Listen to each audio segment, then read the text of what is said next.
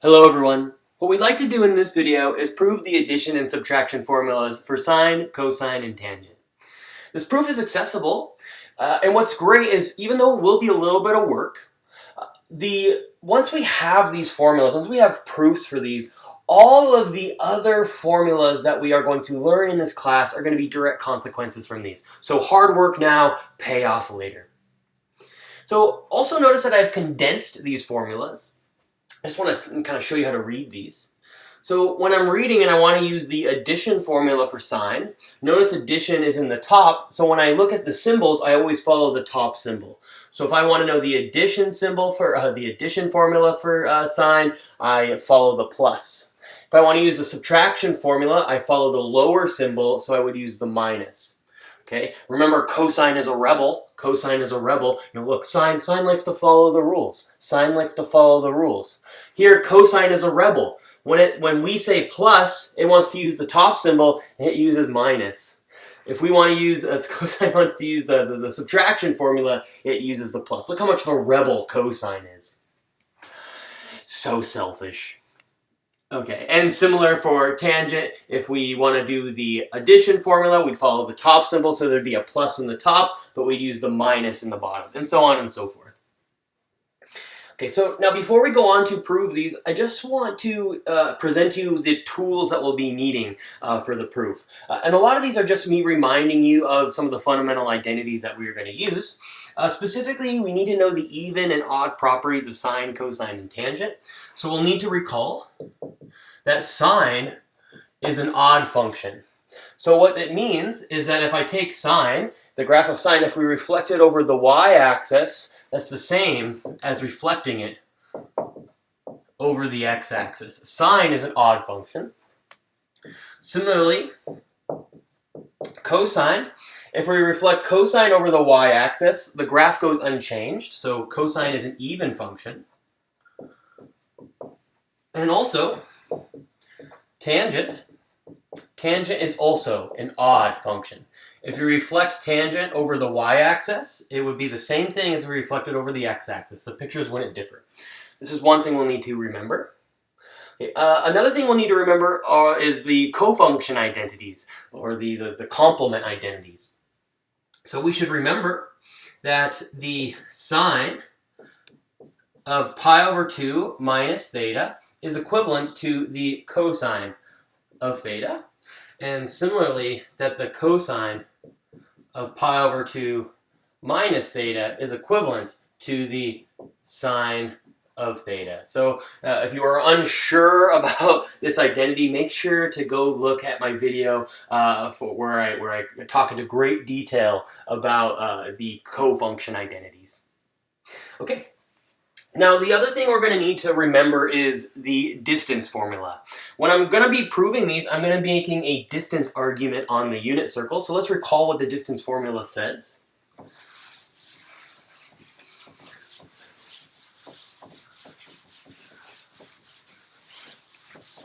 Okay. So the distance formula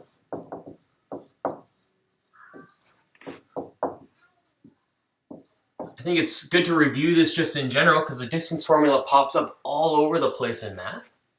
So the distance formula just gives us a formula for finding the distance between 2 points in the xy plane. Okay, so let's say we have 2 points. Let's say this one here has coordinates, I don't know, how about x1 and y1, and let's say this one has coordinates, let's say x2 and y2.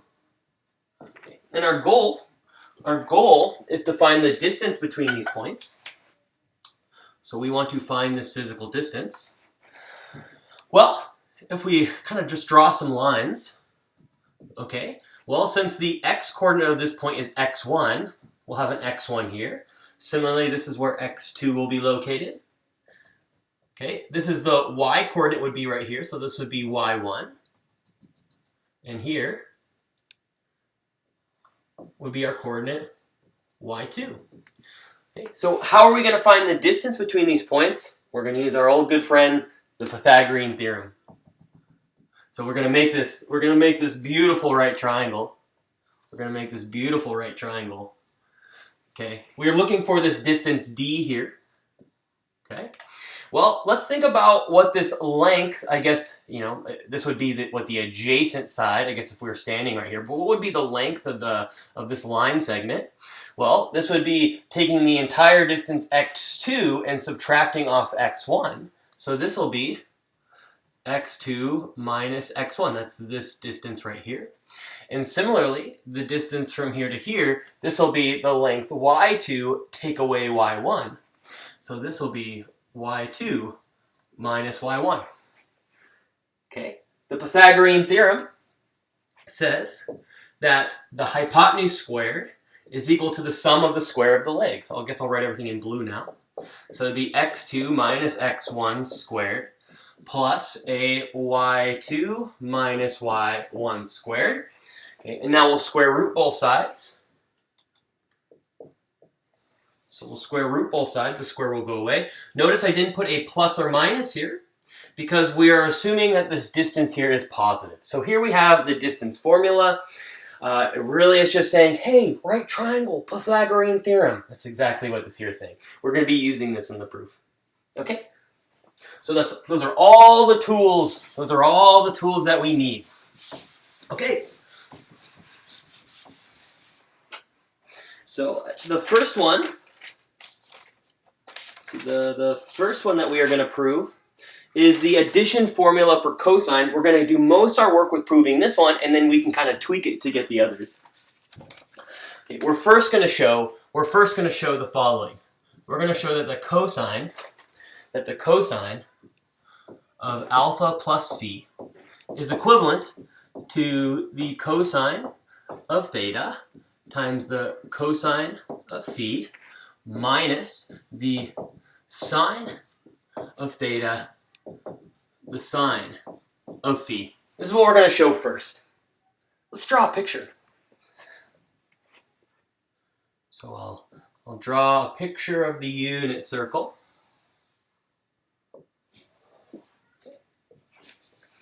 Okay, so this has a length, this is the length of 1, or the radius is of 1. Okay, so let's think about rotating an angle theta. So let's rotate an angle theta. Okay. This will work for I'm going to put most angles in the first quadrant, but this argument would work if I were to put them in any quadrant. Okay, so let's say we first rotate an angle theta. And then now when we've rotated an angle theta, we want to think about rotating an angle theta and then an angle phi. Rotating theta, and then we're going to rotate phi. So we've rotated theta, and now we've rotated phi. So in total, if we go from here to here, we've rotated an angle of theta plus phi. I'll erase this in a second so the picture doesn't get too cluttered. But what I'd like to know here just so far are what are the x and y coordinates at these locations. So right here, well, the x coordinate, since I've rotated an angle theta, this will be just the cosine of theta, and the y coordinate will be sine of theta. Okay.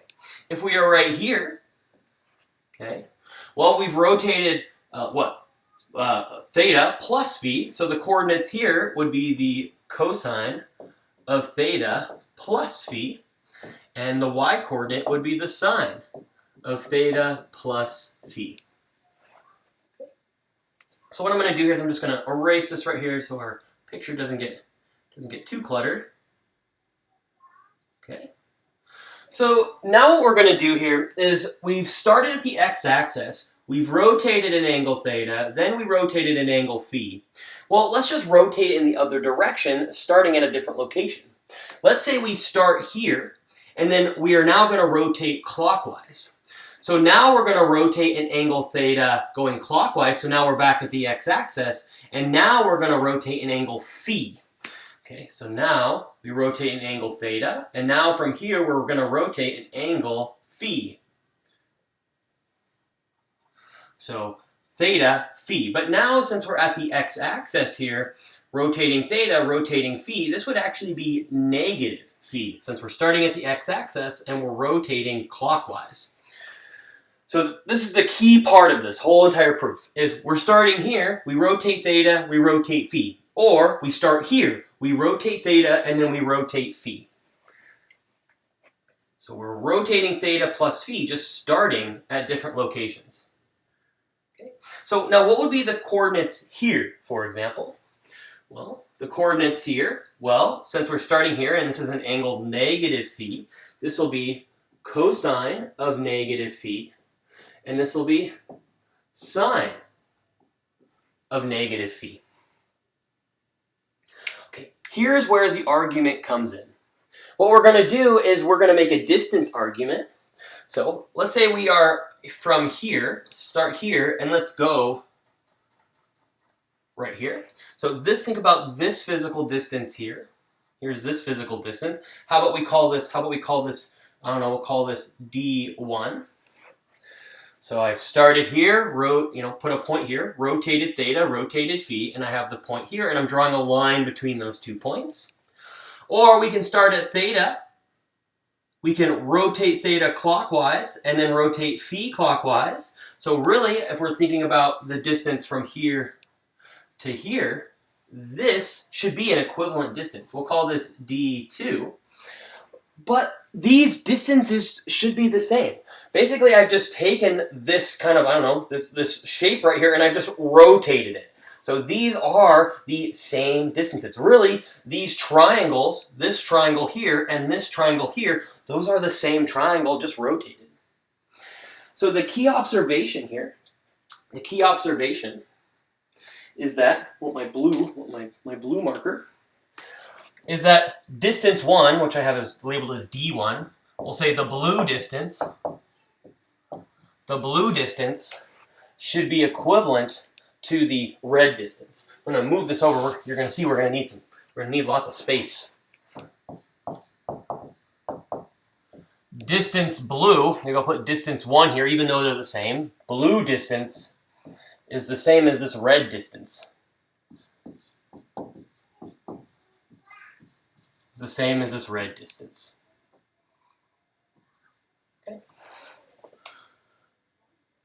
So just before we kind of write down the distance formula for these points, one thing that's going to help us out really quick is notice that I have a cosine of negative phi and a sine of negative phi. Automatically, we can use the even and odd properties.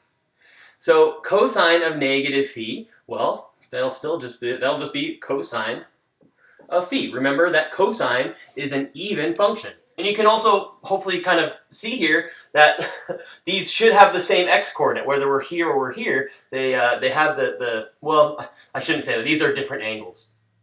But if we started here and rotated phi, they would have the same x-coordinate. So cosine of phi. And sine is an odd function, so this will be negative sine of phi. So this will help us. All right, so let's just use the distance formula. Okay, so this will be the square root, okay? So now it's going to be a difference in the x-coordinates squared plus the difference between the y-coordinates squared. So maybe we should write the coordinates here. Well, the coordinates at this location, I hope you believe, are 1 and 0. So a difference between the x-coordinates, I guess, x2 minus x1, that'll be, I guess we'll write it in blue, that'll be a cosine of theta plus phi minus 1 quantity squared plus, then we'll have a sine of theta plus phi, I guess, minus 0 squared. So this would be the distance between these 2 points. And this should be equivalent. This should be equivalent to the distance, another square root, between these 2 points. Okay? So, a difference between these x-coordinates, that'll be what? Cosine of theta minus cosine of phi squared plus, now a difference between their y-coordinates, so that'll be a sine of theta minus a negative sine of phi.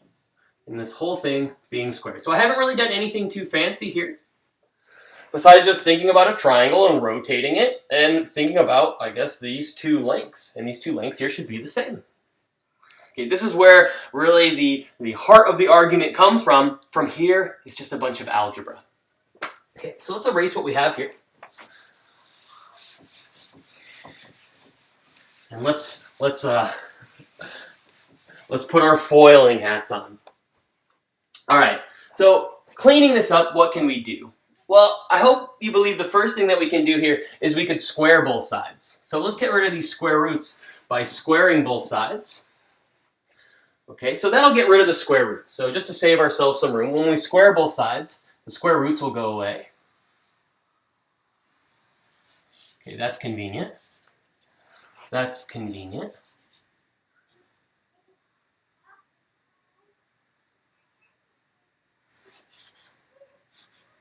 Okay, so we squared both sides. Okay, what else am I noticing that we can do here? Okay, just before we start foiling, notice we are subtracting a negative, so I can make this here a plus. Let's now just start expanding everything. So we are going to FOIL this out. So we're going to get a cosine of theta plus phi times another cosine of theta plus phi. So foiling this piece out, we're going to get a cosine squared of theta plus phi.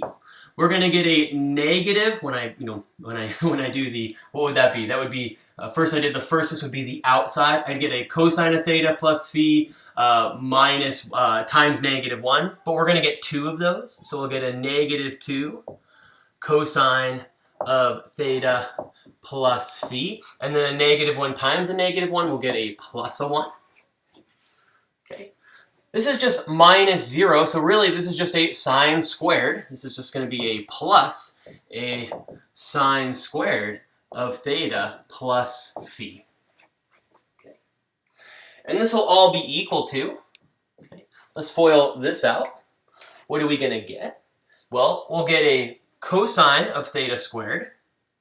We'll get a cosine of theta squared minus, we're going to get a 2 cosine of theta times the cosine of phi from the O and the I in FOIL. And then we'll get a negative cosine of phi times another negative cosine of phi, so we're going to get a positive cosine squared of phi. Plus, what are we going to get? We're going to get, maybe I'll write it down here, plus, so this is me foiling this out. Okay, plus, let's FOIL this out. We're then going to get what? A sine squared of theta plus a 2 sine of theta times a sine of phi, that's from the O and the I in FOIL, plus a sine of phi squared. So this is what we have so far. Okay, all we did was just expand, nothing too fancy. Let's hunt around and see if we see anything neat that happens. Anything neat that happens. Do you smell it? I smell a whole bunch of ones. I smell a whole bunch of ones. Look. Look, a cosine squared plus a sine squared. They have the same argument. This here, and this here. This is just one. This is just one. Do we have any more ones? Cosine squared of theta plus sine squared of theta. Here, we got another one of those ones that are lurking in the bushes. These just make a 1. These just make a 1.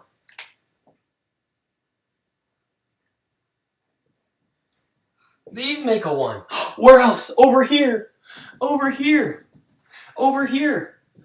Cosine squared of phi, sine squared of phi. They have the same arguments. These are just 1. Look at all these 1s that we have.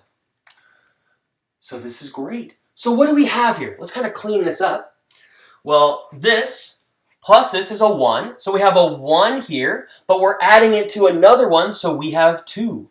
So we have 2. So I'm going to erase this. This plus this is a 1. Is a 1. We're adding it to another 1, so now we have 2. So now we have 2. Cool. Okay. Let's see. Okay. Well, we have a 1 here. Here we have a 1. Here we have a 1. Here we have another 1. 1 and 1 is 2. So let's erase this. Let's erase this. And this. And this. And this. And those make a 2. So I guess I could put plus 1 and plus 1, but 1 and 1 is 2. Okay? So maybe now we have room to clean things up a little bit. So, well, we have this equal sign here. Maybe we'll clean up a little bit more. But we have 2 on this side of the equation, 2 on this side of the equation. Subtract 2 from both sides. These will go away. We're pretty much there. We're pretty much there. What do we have? We have a negative 2 cosine of theta plus phi. That's going to be equal to the negative 2 cosine of theta cosine of phi plus the 2 sine of theta sine of phi. Okay, we almost have it. We almost have exactly what we want. All we're going to do is divide everything by negative 2. Let's just divide everything by negative 2. We'll divide everything by negative 2. So now we're going to get that cosine of theta plus phi is going to be equal to, we'll get what? A cosine of theta cosine of phi when I divide these two. You could also think about factoring out a negative 2 and canceling. I have 2 divided by a negative 2, so now we'll have a minus sine of theta sine of phi. And there we have it. We have the addition formula for cosine. Beautiful. Okay. We have 1 in the bag. This was the toughest one. Now, let's do the other ones. Okay, how are we going to do the subtraction formula? How are we going to do the subtraction formula? Okay. Well, let's think about it. What would cosine of theta minus phi be? That's what we want to figure out. We want to think about what is cosine of theta minus phi. Well, let's kind of write it a little bit more to the left. You'll see why. So we want to know what is cosine of theta minus phi. Well, the key thing to realize here is subtracting is the same thing as adding a negative. So this is equivalent to cosine of theta plus negative phi. Okay, so what are we going to do with the formula we just proved? Well, the only thing that's different is here I have a phi, here I have a negative phi. All we're going to do is replace the phi's with negative phi's. So now we'll have a cosine of theta. Instead of a phi, now we have a negative phi. Minus, we have a sine of theta and a sine of negative phi. Wherever there's a phi, we replaced it with a negative phi. Well, now what are we going to do? We're just going to use the even and odd properties of sine and cosine. So we have cosine of theta. Well, cosine of negative phi, cosine is an even function. Cosine of negative phi is equivalent to cosine of phi. Okay? Well, here we have sine of theta. We have sine of negative phi, but sine is an odd function. So I can move that negative out front, which will make this now a plus.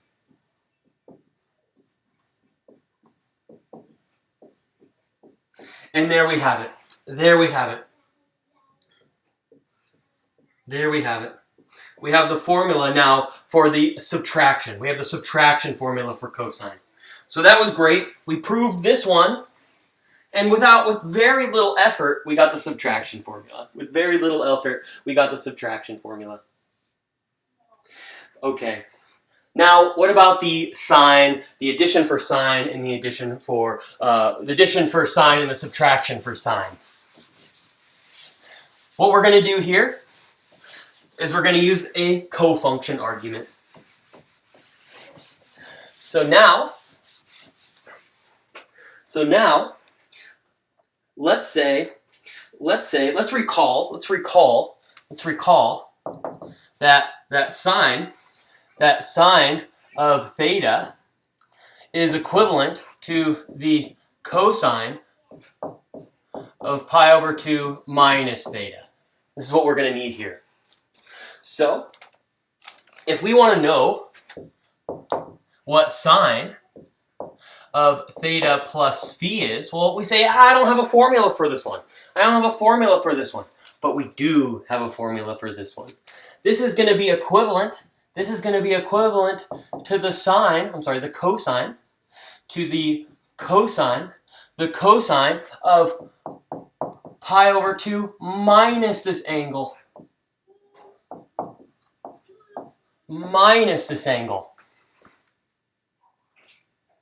Well, what's great about this is we have a formula. What's great about this is, well, let's distribute this minus sign. So this is the same thing as the cosine of pi over 2 minus theta minus phi. We could think about, kind of moving this here, we could think about grouping these pieces here together. And now we have a subtraction formula. Remember, we have a subtraction formula for cosine. So this is equivalent to the cosine of pi over 2 minus theta times the cosine of phi. This is the subtraction formula we just derived.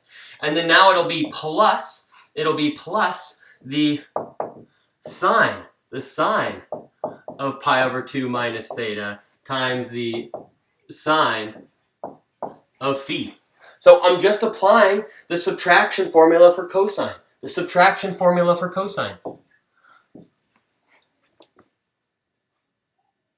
Well, what's cosine of pi over 2 minus phi? That's the same thing as, what's the cosine of pi over 2 minus theta? That's the same thing as sine of theta. So this is the same thing as sine of theta times cosine of phi. Okay, plus, well, what's sine of pi over 2 minus theta?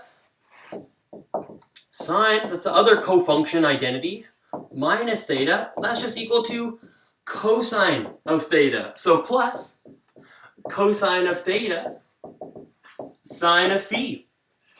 And here we have it. Took a little bit of work, but we're there. Here is the addition formula for sine. How are we going to get the subtraction formula? How are we going to do the subtraction formula? Well, what's sine of theta minus phi? Well, that's just sine of theta plus negative phi. So subtraction is the same as adding the opposite. Well, what are we going to do in our addition formula? We're just going to replace our phi's with negative phi's.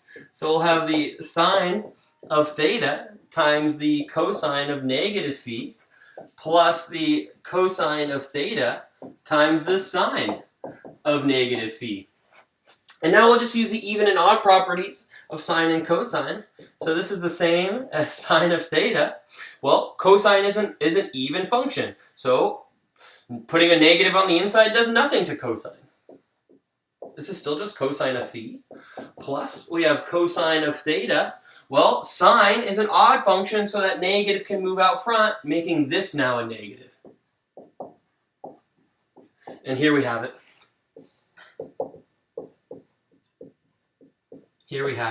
The subtraction formula for cosine and the addition formula. The subtraction formula for sine and the addition formula for sine. Here they are. We've proved them all. A little bit of work, but we got there. Okay, what's the last one we need to do? We haven't done them for tangent. These won't be too bad. These will be quicker. We've really done all the hard work. We've done all the hard work. Okay, so what about the tangent? What about the tangent of theta plus phi? Well, the key thing to realize is this is the same thing as sine over cosine. So this will be sine of theta plus phi all over the cosine of theta plus phi. Well, we just proved addition and subtraction formulas, or addition formulas for sine and cosine. So sine, the addition for sine is what? The sine of theta, the cosine of phi, plus the sine of phi times the cosine of theta. And this will be all over,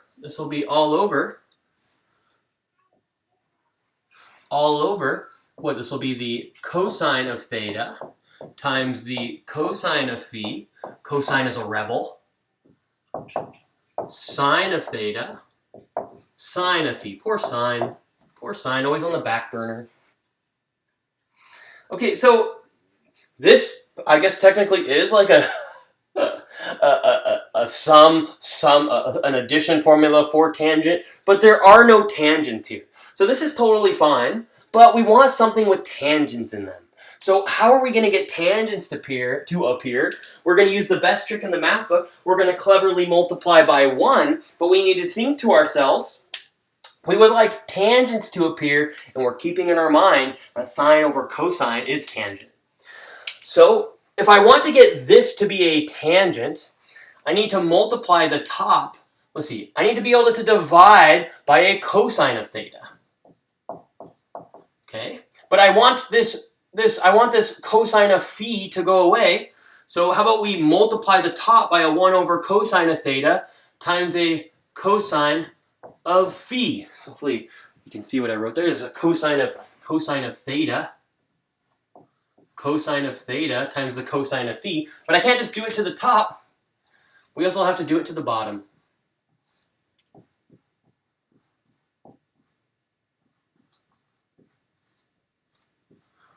Okay, so think that there are parentheses here. And we are going to distribute this into the parentheses. Now, why would you do this? Why would you do this? Just because we want tangents to appear. It's the only reason. Okay. So what's going to happen? Well, when this piece multiplies here, we'll get sine of theta divided by cosine of theta. Well, that's just a tan of theta. That's just a tan of theta. And the cosine of phi and the cosine of phi will cancel each other out. Okay, plus what happens over here? Well, I get a sine of phi divided by a cosine of phi, so we do get a tangent of phi, and we'll have what? A cosine of theta over a cosine of theta. Those will cancel each other out. Okay, what about the bottom? Cosine of theta, cosine of theta, cosine of phi, cosine of phi. Everything will get canceled out, so we'll have a 1 here. Minus, we'll get a sine of theta over a cosine of phi. That's a tangent of theta. A sine of phi over a cosine of phi, that's a tangent of phi. A tangent of phi. So there we have it. This is the addition formula. This is the addition formula for tangent. Can you make a guess on what we're going to do for the subtraction formula?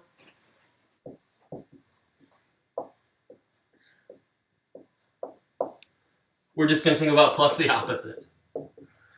The tangent of theta plus negative phi. These are equivalent. So wherever I see a phi, I'll just put a negative phi. So we'll have a tangent of theta plus a tangent now of negative phi. All over, we'll have a 1 minus a tan of theta times a tan of negative phi. Okay, what happens now? What happens now? Well, this will just be the tangent of theta. Well, tangent is an odd function, so the negative moves out front, so this must be a minus. This will be a minus a tan of phi all over a 1. Okay. Well, again, tan is an odd function, so this negative can move out front, which will turn this into a plus.